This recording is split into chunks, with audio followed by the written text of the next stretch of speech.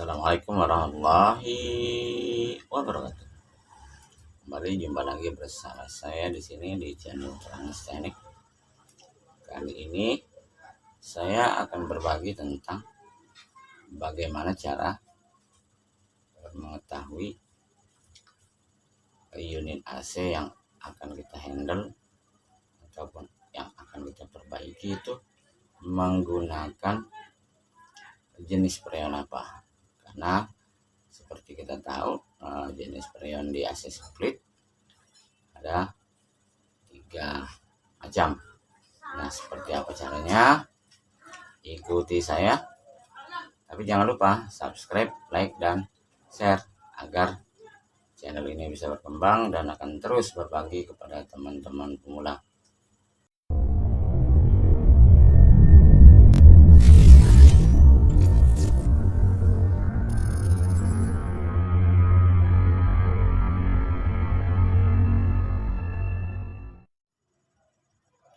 Oke, kita lanjut.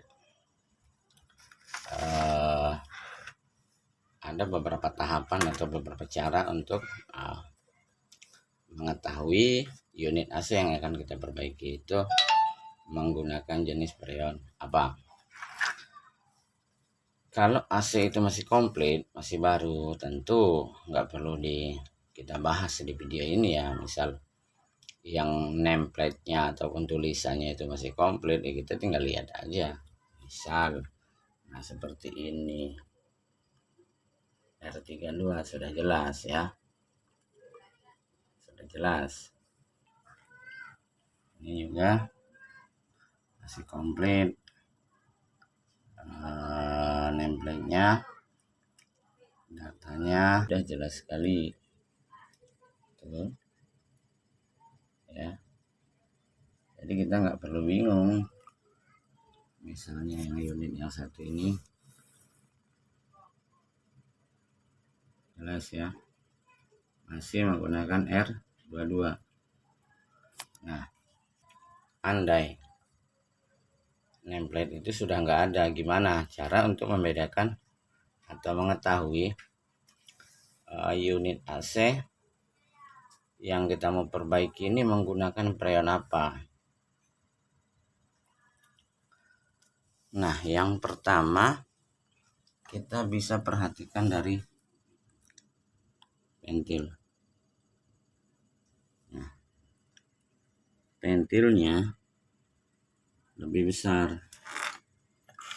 Nah, saya di sini mempunyai analyzer R22. Ya. Nah, kita coba di sini R22 kah atau bukan?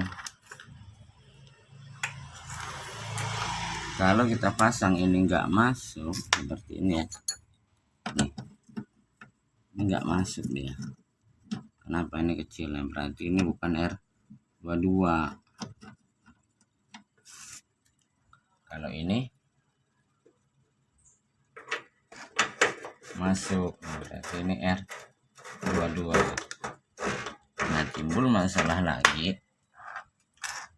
Kadang begini, seringkali kalau AC itu kita sudah punya kecurigaan itu keran udah pernah diganti, akan menimbulkan masalah baru. Nah, salah satu kecurigaan kita kalau orang ganti kerannya baru, kalau keran-keran gantian yang produk Cina yang kita beli di toko buat pengganti, itu kerannya kecil di sininya, ceking, tapi derajatnya gede. Itu salah satu ciri-cirinya. Tetapi itu juga nggak bisa menjamin. Kalau orang ganti keran pakai keran bekas bagaimana, itu akan timbul masalah lagi. Nah, ada solusi lain, misalnya kita cek di kompresor. Misalnya unit AC itu kita buka, kita lihat di kompresornya, misalnya seperti ini ya. Saya juga nggak tahu ini ada tulisannya apa enggak, tapi biasanya kompresor itu ada tulisannya. Nah seperti ini. Nah seperti ini.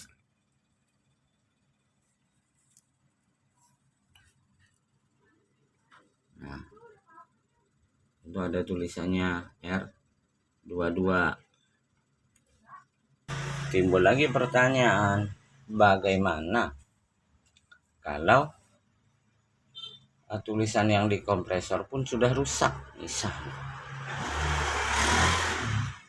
Ini cara yang terakhir ya. Cara yang terakhir,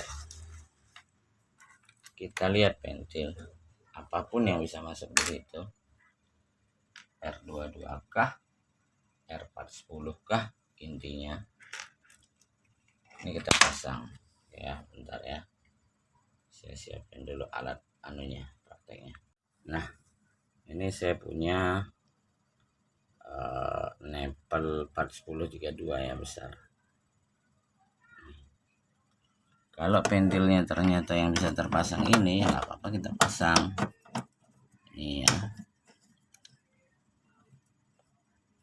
Kalau misalnya nggak masuk yang itu, misalnya seperti ini ya, ternyata pentilnya kecil, misalnya seperti ini, pentil 22 misalnya yang terpasang, tapi preon yang di dalam ini mencurigakan, penuh pertanyaan, nggak ada tanda-tanda yang bisa meyakinkan kita, nggak apa-apa, kita pasang seperti itu.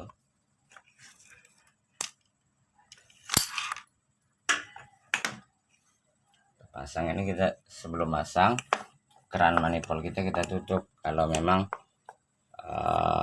unit tersebut masih ada preon sedikit-sedikit ya. Nah seperti itu. Nah yang pertama yang kita lakukan, yang pertama kita lakukan ini ujung analyzer kita pasang pentil. Ini kurang lebih seperti ini ya. Kita pasang pentil agar kalau di sini dibakar terlalu beresiko ke sini. Nah, kita arahkan ke arah yang lebih jauh dari unit. Kurang lebih seperti itu ya. Unit. Kalau unitnya masih isi preon ya, walaupun sedikit. Nah, sebelum ini kita bakar, kita lihat dulu di analyzer. Tentu kita tahu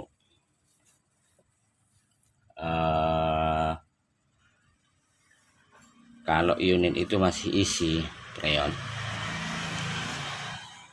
kita tahu untuk R22 tekanan standingnya berapa, 150, 10 dan 32 itu sekitar 250-255 ya. Setelah ini kita pasang, ini kita tutup, tentu nampak di sini, tekanannya naik berapa. Kalau dia 150 berarti udah yakin itu R22. Tetapi yang jadi masalah kalau dia di atas 150, misalnya di sekitar 250-an, itu dimungkinkan itu R32 atau R410. Nah, untuk meyakinkan kita isinya 410 atau 32, tentu kita harus melangkah kepada pembakaran. Nah, ujung analyzer nih yang udah kita pasang pentil, ini kita bakar. Analyzer kita buka sedikit sekali sampai di sini ada cas.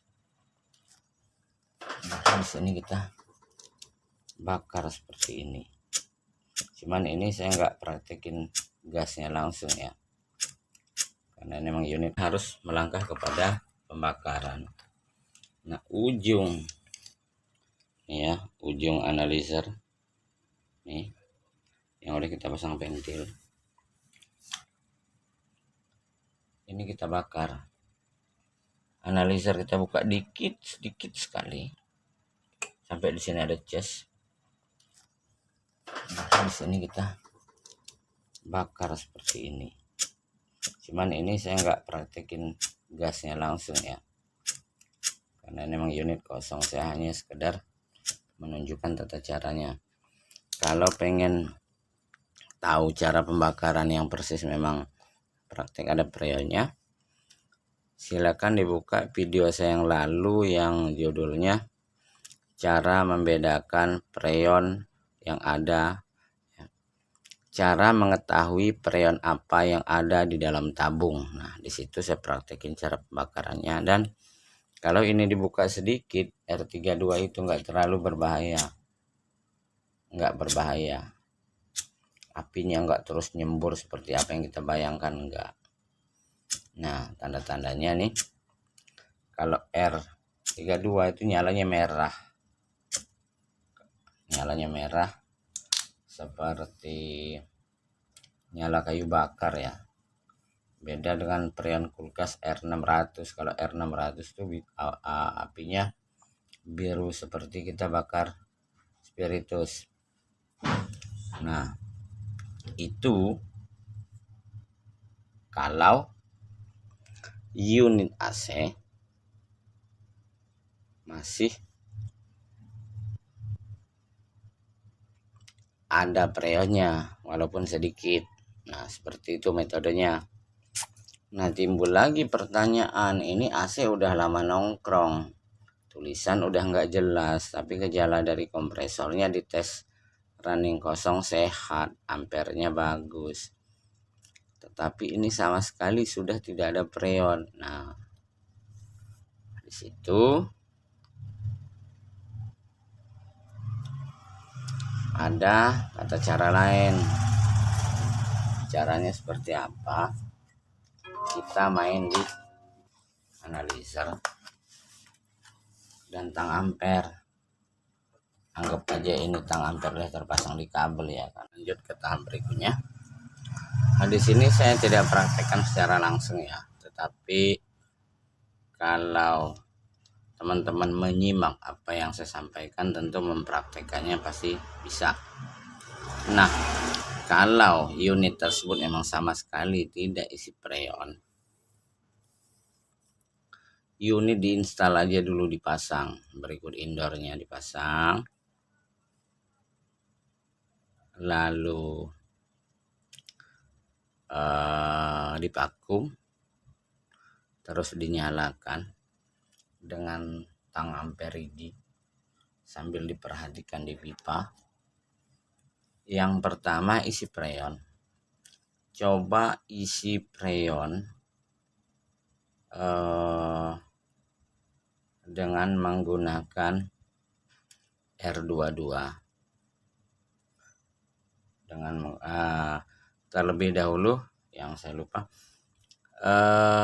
sebelum kita isi freon, unit running, cek ampere, itu akan menentukan bahwa unit AC ini berapa PK. Misal dia running sekitar 07, 08, berarti setengah. Setelah kita mengetahui tanda-tanda ini unit AC setengah PK, kita pasang analyzer seperti itu. Kita coba dengan R22. Kita coba dengan isi R22, kita coba isi 60 sampai 70 PSI. Sambil kita pantau pipa, sambil kita pantau ampere. Nah, pada saat suhu mencapai 60 atau 70 PSI, perhatikan di pipa dinginnya gimana. Karena kalau unit 410 atau unit 32 diisi dengan tekanan segitu R22, dia nggak akan nyes dingin, cuman anyep-anyep dikit doang. Itu ciri-ciri fisik. Dan lihat di ampere. Kalau dia unit setengah PK, kita isi R22 dengan tekanan 60-70. Kalau memang unit tersebut menggunakan R22, ampernya akan menunjukkan itu kalau dia minimal 1,3, kalau dia lawat ya. Kalau dia lawat minimal 1,3 minimal. Tapi kalau dia menunjukkan 1 atau di bawah 1 ampernya, berarti itu sudah jelas itu bukan R22. Itu antara R32 dan R410. Antara R32 dan R410. Nah, jadi kita kalau udah ketahuan seperti itu, langsung buang R22-nya, langsung vakum kembali, jangan lama-lama. Nah, terus timbul lagi pertanyaan, bagaimana cara membedakan unit? Ini R22, ini R410 apa R32? Sudah mengerucut kepada tekanan tinggi ya. Nah, tadi di perkiraan R22 udah dicek, oh bukan. Bagaimana cara menentukan ini R410 atau R32? Kita coba dengan keduanya secara bergantian. Yang pertama, misal terserah lah yang duluan yang mana. Kita isi dengan 410 dulu misalnya.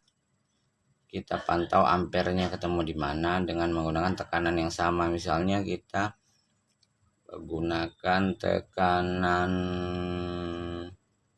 low pressnya 150 PSI misalnya. Kita isi dengan 410. Misalnya ketemunya 1,8 ampere misal.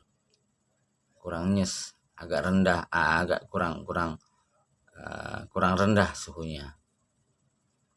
Itu yang bisa kita kalkulasi di situ ya, hitung-hitungannya seperti itu. Tetapi sebaliknya, kalau R410 unitnya memang aslinya R410, kita isi R32, ampernya akan sedikit lebih tinggi. Kalau dia standar 2 bisa 2,1. Nah, tinggal kejelian kita di dalam menganalisa itu. Namun demikian memang 410 dan 32 kalau memang sudah darurat agak sulit menentukan, bisa dilakukan karena memang dari sisi oli nggak bermasalah. Yang penting kalau standarnya setengah PK dan unit-unit tersebut kan biasanya kita kenal lah. Misal LG misal. Kalau LG kan ampernya memang gak ada yang tinggi ya. Kecil dia rata-rata lewat. Nah, di situ kita bisa punya patokan gambaran juga kan dari pengalaman. Tetapi kalau pengalaman, kalau buat pemula, andai kata memang mentok, agak sulit membedakan ya nggak apa-apa. Yang penting disesuaikan juga dalam proses pengisian, ampere tidak terlalu tinggi, lebih baik dinginnya sedikit lebih lambat, yang penting stabil, ampere aman dan gak overheat. Intinya AC aman jangka panjang, seperti itu.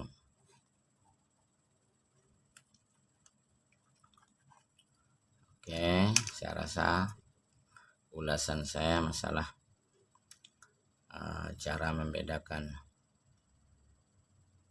ataupun cara menentukan unit yang kita hadapi itu menggunakan freon apa. Saya rasa cukup sampai di sini dulu. Salam dari kami Trans Teknik. Saya akhiri. Billahi wal taufiq wal hidayah. Assalamualaikum warahmatullahi wabarakatuh.